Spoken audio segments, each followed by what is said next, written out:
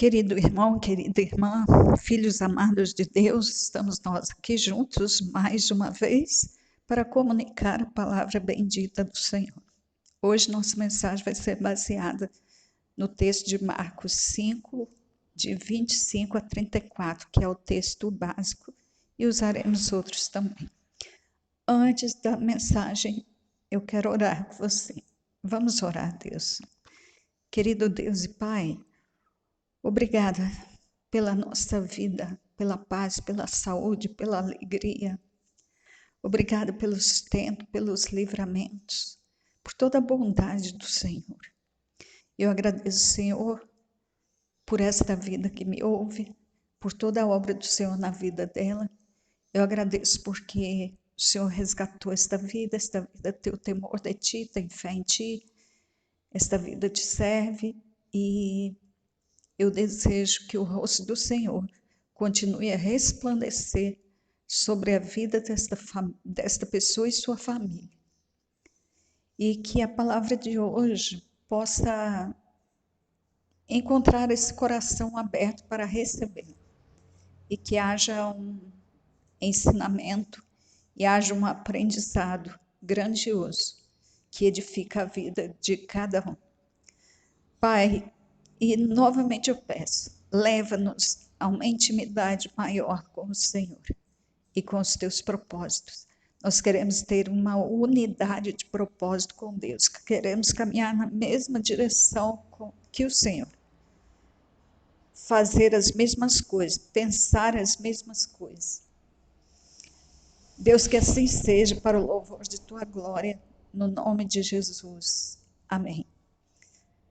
Meu querido irmão e irmã, por favor, faça sua inscrição neste canal, curta a mensagem, compartilhe a mensagem, vamos juntos edificar o tabernáculo de Davi que está caído, vamos deixar que Deus nos use como instrumentos para conserto, para acerto. Vamos consertar aquilo que não está funcionando bem. E aquilo que está funcionando bem pode funcionar um pouco melhor ainda. Vamos nos envolver nesta obra, porque nós precisamos priorizar e caminhar na direção que a Bíblia está apontando. Se a Bíblia está dizendo que o tabernáculo de Davi será reconstruído, é nessa direção que nós temos que trabalhar, temos que orar, temos que agir. Então, vamos ler o texto sagrado, Marcos 5, 25 a 34, que diz assim: e certa mulher que havia 12 anos tinha um fluxo de sangue e que havia padecido muito com muitos médicos e despendido tudo quanto tinha, nada lhe aproveitando isso, antes indo a pior. Ouvindo falar de Jesus, veio por detrás, entre a multidão, e tocou no seu vestido, porque dizia: se tão somente tocar nos seus vestidos, sararei. E logo se lhe secou a fonte do seu sangue, e sentiu no seu corpo estar já curada daquele mal. E logo Jesus, conhecendo que a virtude de si mesmo saíra, voltou-se para a multidão e disse: quem tocou nos meus vestidos? E disseram-lhe os seus discípulos: vês que a multidão te aperta e dizes: quem me tocou? E ele olhava em redor para ver a que isto fizera. Então a mulher, que sabia o que lhe tinha acontecido, temendo e tremendo, aproximou-se e prostrou-se diante dele e disse-lhe toda a verdade. E ele lhe disse: filha, a tua fé te salvou. Vai em paz e ser curada deste teu mal. Então, o contexto da história é o seguinte: Jesus foi chamado por Jairo, que era um dos principais das sinagogas, para ir apressadamente à casa de Jairo para curar a filha adolescente de Jairo, que estava à morte. E Jesus, então, estava indo. Mas, durante o percurso, surge uma mulher e intercepta Jesus. Interrompeu a caminhada. E essa mulher penetrou por entre a multidão que cercava Jesus. Jesus estava sempre cercado por uma multidão, porque sempre tinha o que oferecer, e muito a oferecer. E nas ruas estreitas de Jerusalém, a multidão o apertava. E a mulher veio e fez aquilo que ela tinha em mente. Na mente dela, ela planejava: eu irei, tocarei nele e serei curada. Se eu tocar apenas nas vestes, eu ficarei curada. Esta mulher, diz a história, como lemos, ela tinha uma hemorragia que já durava 12 anos. Essa mulher foi tratada por vários médicos e os médicos não conseguiram fazer nada por ela. E diz o texto que ela gastou muito, ou seja, ela inclusive ficou pobre, porque gastou tudo que tinha com o tratamento, mas não teve o resultado satisfatório. O texto diz que ela ficou ainda pior. Mas um dia essa mulher ouviu falar de Jesus. Veja bem, ela não viu Jesus realizar nenhum milagre, até porque ela vivia em isolamento social. Ela ficava em casa, recuada, porque ela não podia ter contato com as pessoas, porque assim dizia a lei para quem tinha um fluxo de sangue. Mas, de algum jeito, chegou aos ouvidos dessa mulher o nome Jesus. E que a pessoa que tinha esse nome, ela realizava muitos milagres. E esta mulher foi tomada por uma fé. E ela teve dentro do seu coração uma convicção de que se ela tocasse simplesmente na bainha da veste dele, ela seria curada. Então ela foi em busca de Jesus. E quando ela o avistou junto com a multidão, ela não teve dúvida. Ela entrou no meio da multidão, sem que ninguém soubesse, percebesse, soubesse alguma coisa dela. E ela então executou o seu plano. Assim que ela tocou a veste de Jesus, ela percebeu que a cura veio. Ela sentiu no corpo. Imagina a alegria desta mulher que há 12 anos sofria com esta enfermidade tremendamente incômoda, e agora ela é curada. Só que ela continuou calada. Mas do mesmo jeito que ela sentiu a cura, Jesus sentiu que dele saiu o poder, de forma simultânea. E aí ele começa a perguntar: quem tocou os meus vestidos? Aquela mulher não contava com esta pergunta. Aquela mulher não esperava que Jesus fizesse esse interrogatório. E ele não perguntou uma vez só, não. Mas ao perguntar a primeira vez, os discípulos ficaram admirados. E Pedro falou assim: Jesus, a multidão te aperta e tu perguntas: quem é que te tocou? Jesus falou assim: eu sei que alguém me tocou.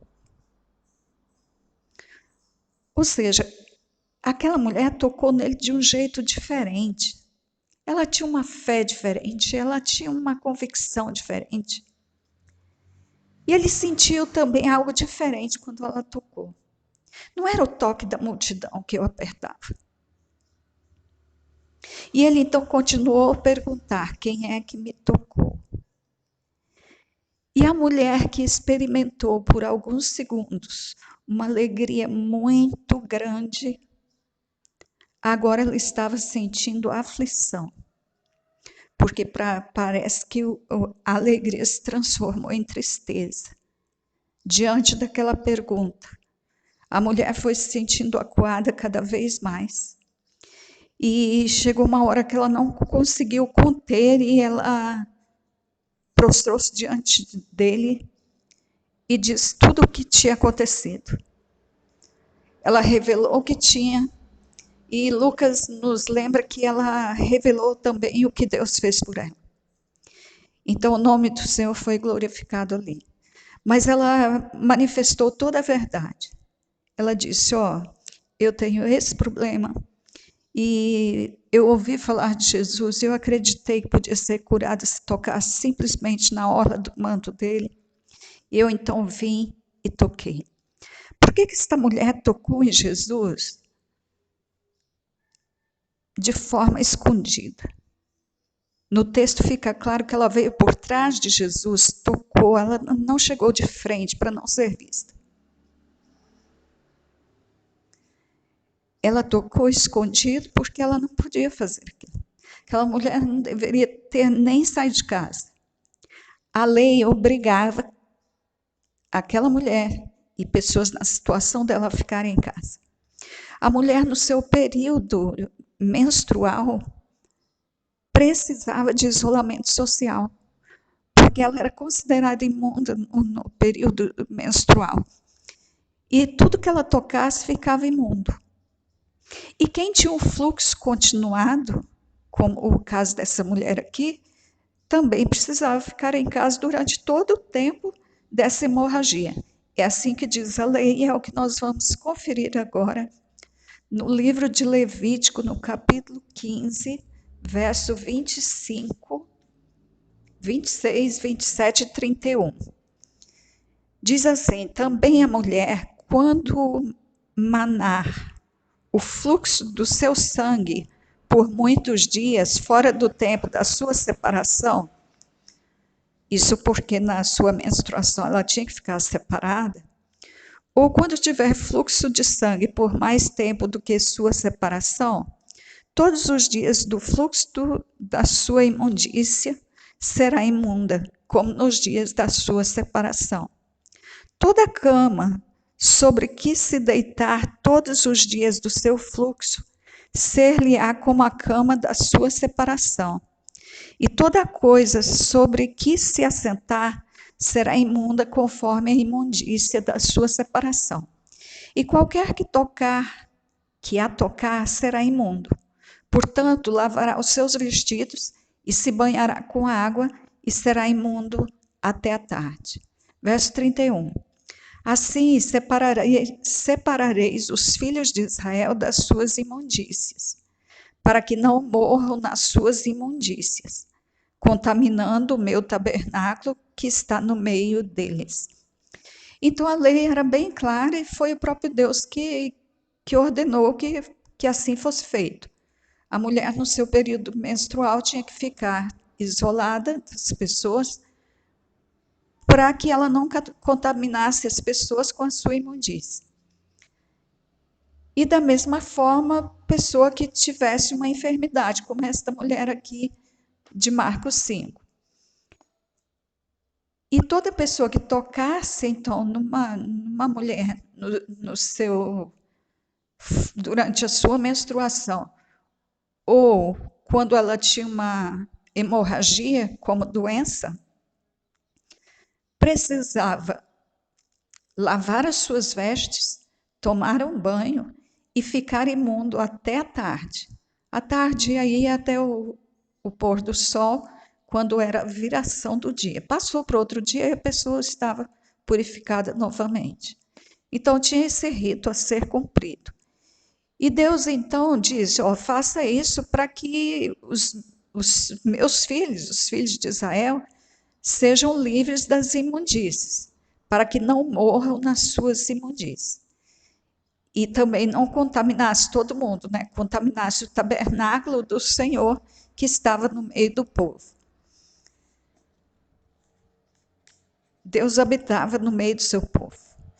E ele não queria que esse tabernáculo, que esse povo, né, o tabernáculo era o próprio povo, não queria que esse povo fosse contaminado. Então, por isso, havia a obrigatoriedade do isolamento social para quem tivesse uma hemorragia. Então, veja bem que a pessoa que era imunda, ou que tocasse em alguém imundo, que ficasse imundo também, corria até risco de morte.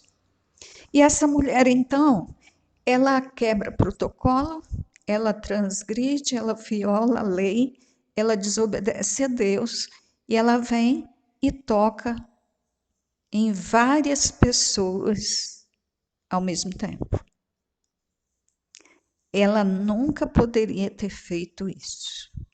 Então, por isso ela veio por trás, por isso ela veio escondida.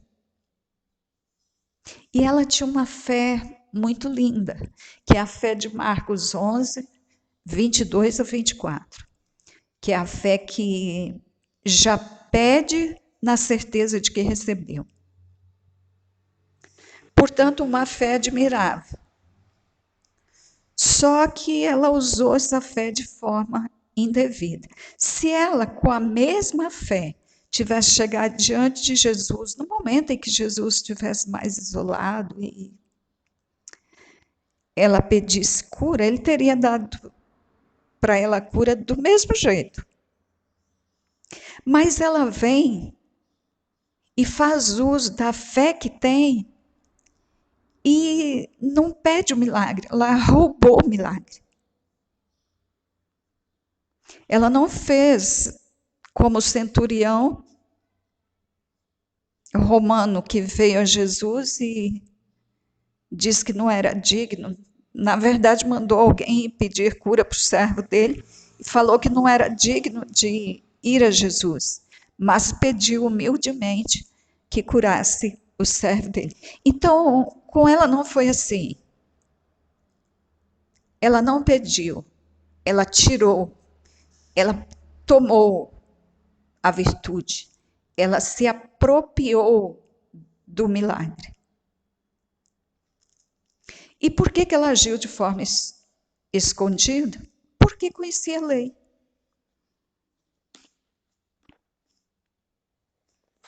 E quando Jesus faz essa pergunta para ela aqui, ele está expondo essa mulher. De forma alguma, Jesus não faz isso. Jesus está dando a ela a oportunidade de confessar o pecado. Porque aquela mulher saiu de um problema criando um absurdamente maior. Porque até então só ela tinha a enfermidade. Agora ela tinha contaminado muitas pessoas e essas pessoas teriam problemas e não saberiam de onde estavam vindo os problemas, qual a origem, qual a causa dos problemas que eles estavam tendo. E eles, ao ter contato com os seus familiares ou com outras pessoas, eles iriam contaminar outras pessoas. Então, a mulher tinha acabado de criar um problema social de grandes proporções, colocando vidas em risco. E aqui Jesus, então, insiste nesta pergunta exatamente por isso. E eu quero ler com você agora em Lucas, capítulo 12, os versos 2 e 3. Lucas 12, 2 e 3.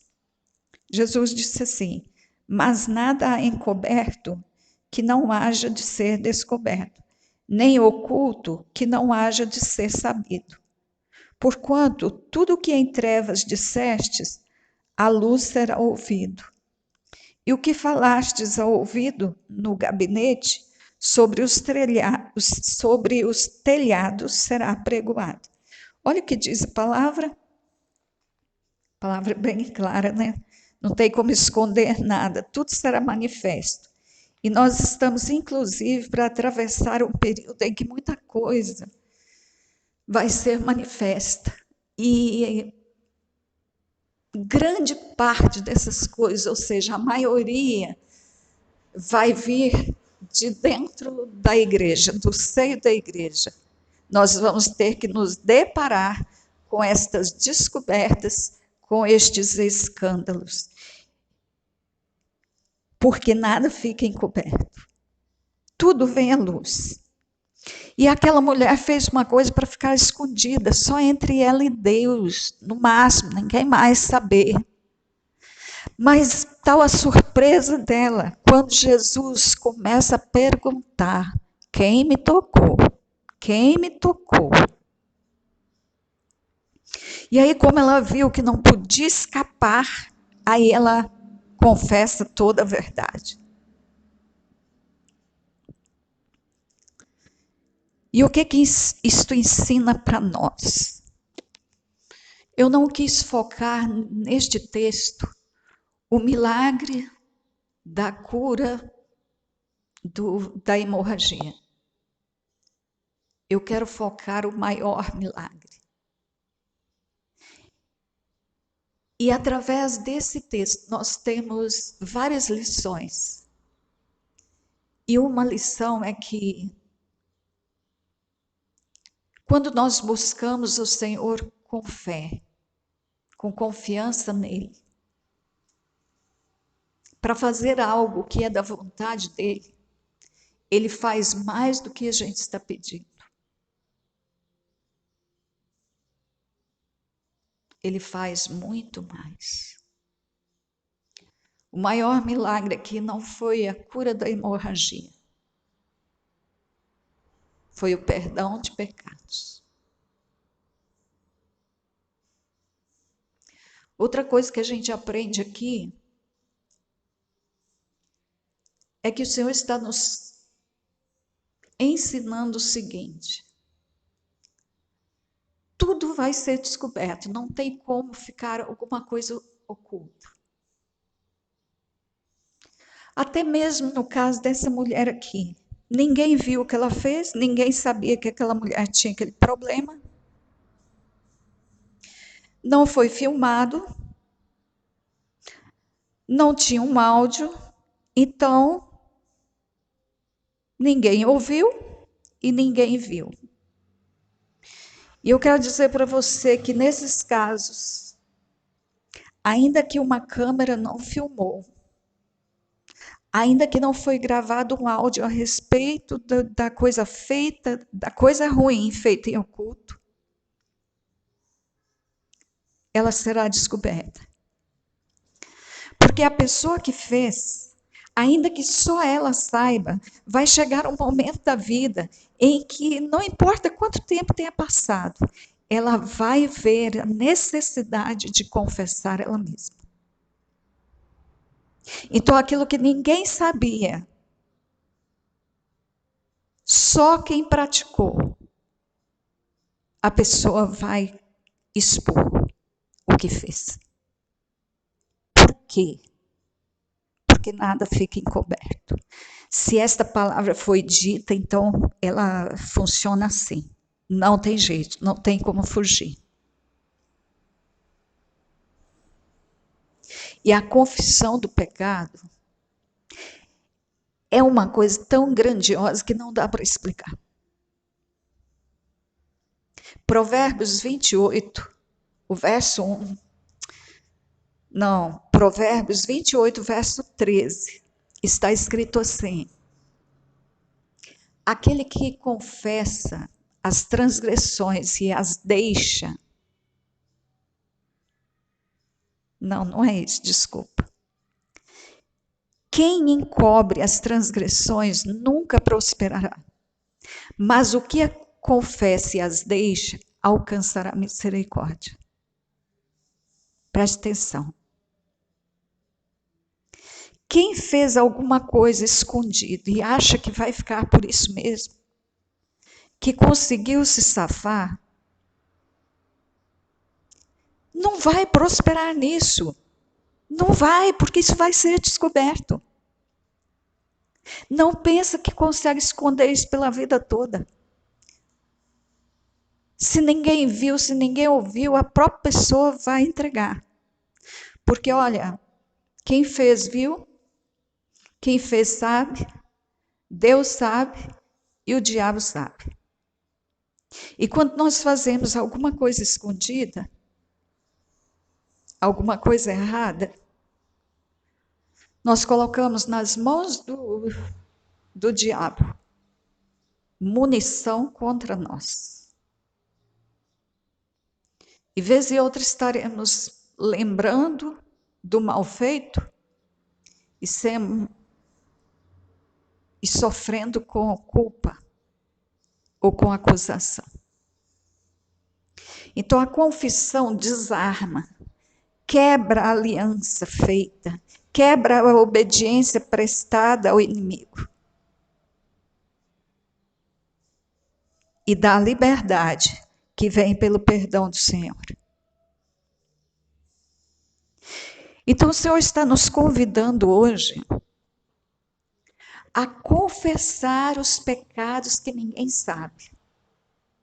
E eu quis falar desse tema hoje porque na última mensagem eu também falei da necessidade de confessar pecados. Infelizmente, nós somos ensinados por muito tempo e por muitos de que ao termos um encontro com Jesus, só porque nós dissemos lá, perdoa os nossos pecados, perdoa os meus pecados, escreve meu nome no livro da vida, ficou tudo resolvido. Somos uma nova criatura, não tem mais nenhuma condenação contra nós. Este ensino não é verdadeiro. Isto é antibíblico. Então, o povo de Deus não pode ser simples demais, não. Nós temos que conhecer a palavra. Jesus não vai nos perdoar de um pecado que nós nem admitimos que temos. Ou se ele perdoar, a pessoa contra quem erramos precisa saber. A pessoa é que precisa nos perdoar. Então nós precisamos confessar a ela. Porque enquanto nós não confessarmos, enquanto nós não pedirmos perdão, a palavra de Deus diz que nós não somos perdoados. Aí sim é bíblico.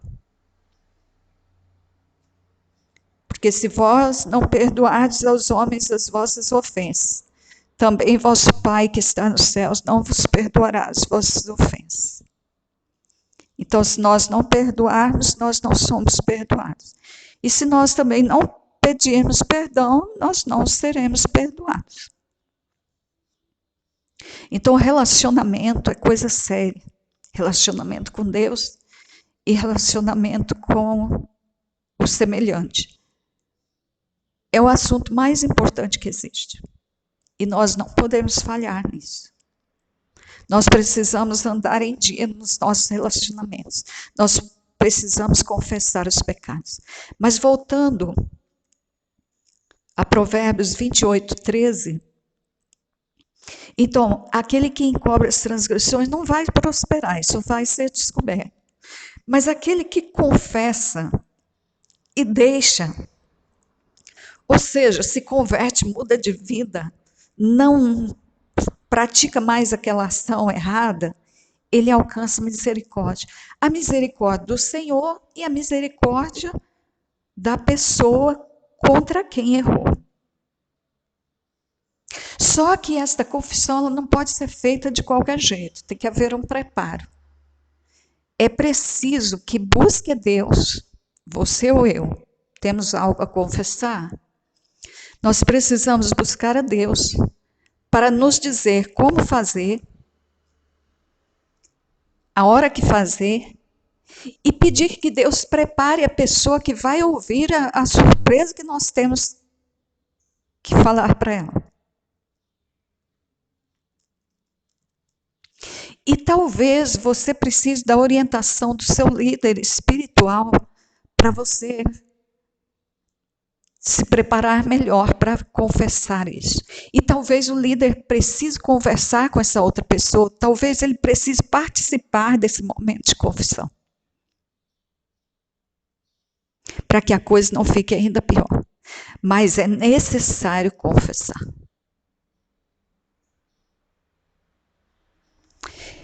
Então, você precisa ir ao seu filho, à sua mãe, ou ao seu pai, ao seu irmão, ao seu semelhante, ao seu líder, ao seu marido, à sua esposa. Você precisa ir confessar aquilo que ainda não foi confessado. Por que isso é necessário? Porque junto com esse erro às ocultas, vem outros. E entre esses outros está o engano e a mentira. O engano por quê? Porque eu estou levando a pessoa a acreditar que eu sou uma coisa que eu não sou. Eu estou sustentando uma imagem diante do outro, da outra, que não é verdadeira. Então, aí tem engano. E o engano não faz parte dos filhos de Deus. Não pode fazer. O engano vem de outras partes. A mentira também vem de outras partes. Então, eu preciso ser o mais verdadeiro possível. Eu não posso sustentar uma coisa que eu não sou.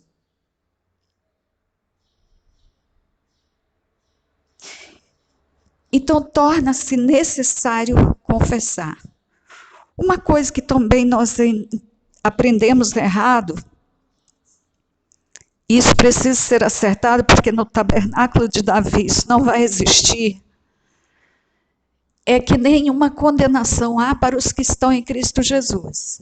E isto é verdade. Romanos 8, verso 1. Mas vamos ao verso completo.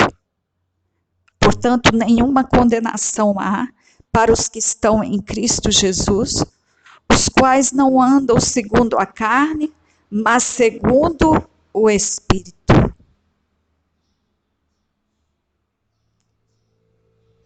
Entendeu bem?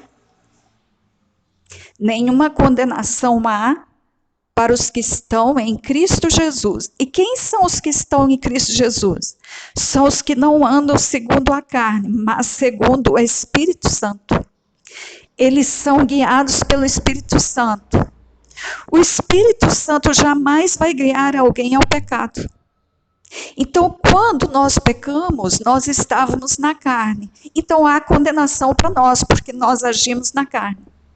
Então, os que estão em Cristo, os que permanecem em Cristo, eles permanecem no Espírito sob a orientação do Espírito. Mas os que estão na carne, eles não estão em Cristo ao mesmo tempo. Se permanecerem no pecado, aí estão permanecendo na carne, e aí assim, há acusação, há condenação, sim, há riscos. Aprenda a palavra de Deus do jeito que ela é. E aí, meus filhos, não podemos esquecer, aliás, nós devemos lembrar em todo o tempo, 1 de João 1,9, se confessarmos os nossos pecados, Ele é fiel e justo para nos perdoar os pecados e nos purificar de toda injustiça.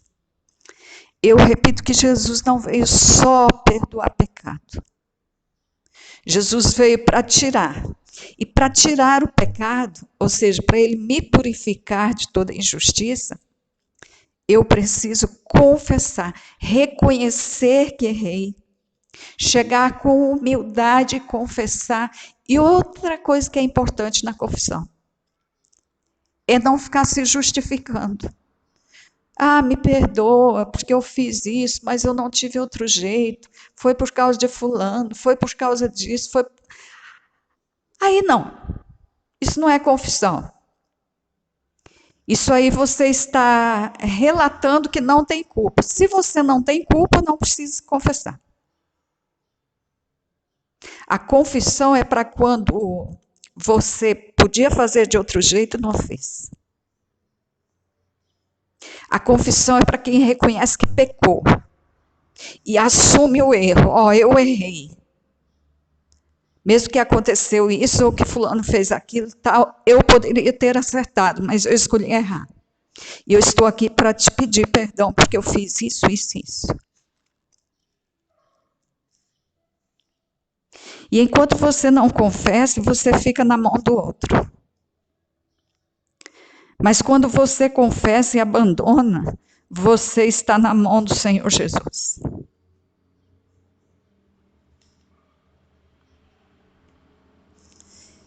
Então, o nosso Deus, Ele está nos convidando a isso.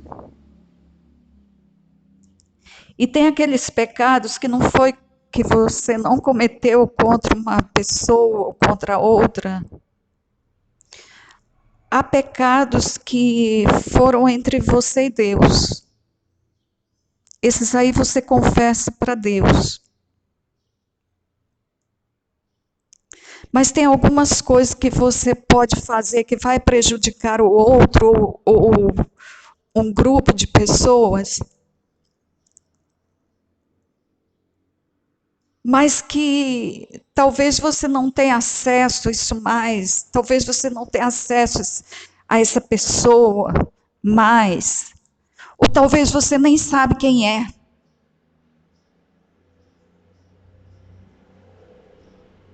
Nesse caso, você precisa escolher uma pessoa de sua confiança e confessar o que você fez. Você precisa tirar a arma que está apontada contra você.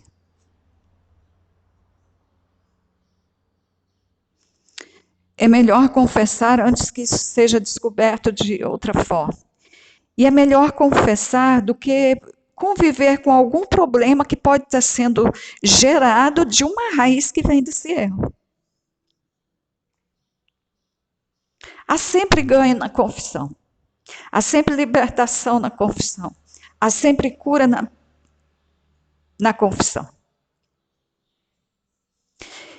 E amados, como que o nosso Senhor é bom. Como que Jesus é maravilhoso. Como que Jesus é cheio de graça, de misericórdia. Olha que coisa linda que ele fez a esta mulher. Jesus estava aqui livrando a mulher e todas aquelas pessoas de um grande mal. Ele não deixou que ela saísse sem que isso fosse acertado. Porque Jesus ele não dá só a cura do corpo. Jesus conserta tudo que está errado. Jesus faz a obra completa. Então, ao dar essa palavra, filha, a tua fé te salvou, vai em paz e ser curada deste teu mal, Jesus estava dando a ela toda a libertação. Jesus estava fazendo com que o milagre fosse sustentado até o fim da vida. Porque aquela mulher saindo dali daquele jeito, ela podia ter transtorno muito maior do que a hemorragia. Mas Jesus estava dando a ela a cura permanente. E Jesus estava fazendo com que ela saísse dali com paz, sem nenhuma acusação no futuro, sem nenhuma necessidade de arrependimento no futuro. Inclusive, aquela mulher, ela teria que ir diante do sacerdote e oferecer lá 2 pombinhos ou 2 rolinhas em sacrifício e contar que foi curada. Imagine se ela não confessa isso aqui e depois vai ao sacerdote, ela também não ia poder ir. Ou seja, ela ia continuar enganando, continuar mentindo. E quando saísse de casa, as pessoas iam ficar arredias, ou perguntando, ué, mas você, ou acusando, você está saindo de casa, você está doente, você não pode sair. Ela ia ter que manter isso escondido, em oculto. Jesus é bom demais, Jesus é maravilhoso. E olha, Jesus continua consertando tudo. Ele continua com o mesmo amor, com a mesma capacidade, com o mesmo poder. E Jesus aqui chama essa mulher de filha. Filha, a tua fé te salvou. Sabe, quem estava tremendo, quem estava temendo, quem se ajoelhou assim, cheio de medo. Tipo, meu pecado foi descoberto, descobriram o que eu fiz. A cura passou. Agora, além de tudo, ainda vou ser condenada. Recebe esta palavra. Quem está recebeu, filha, a tua fé te salvou. Oh, meu Deus, que bálsamo. E se ela é filha de Deus, ela é salva. Ela não tem só a cura de uma hemorragia, ela tem o céu, ela se tornou cidadã do reino, foi tornada cidadão do reino. E ele diz: vai em paz, ser curada deste teu mal, ou seja, seja sustentada na cura que nunca mais esse mal tenha retorno, mas que a cura seja permanente. Assim foi na vida daquela nossa irmã querida, assim é na sua vida e na minha vida. Que Deus te abençoe, que Deus te alcance onde quer que você estiver, e que o pecado não tenha mais nenhum domínio sobre você, que ele não tenha nenhum mais direito de ficar te acuando, te acusando, te fazendo sofrer. Que você seja livre pela confissão, pelo poder de Jesus. No nome do Senhor. Amém. Até a próxima mensagem.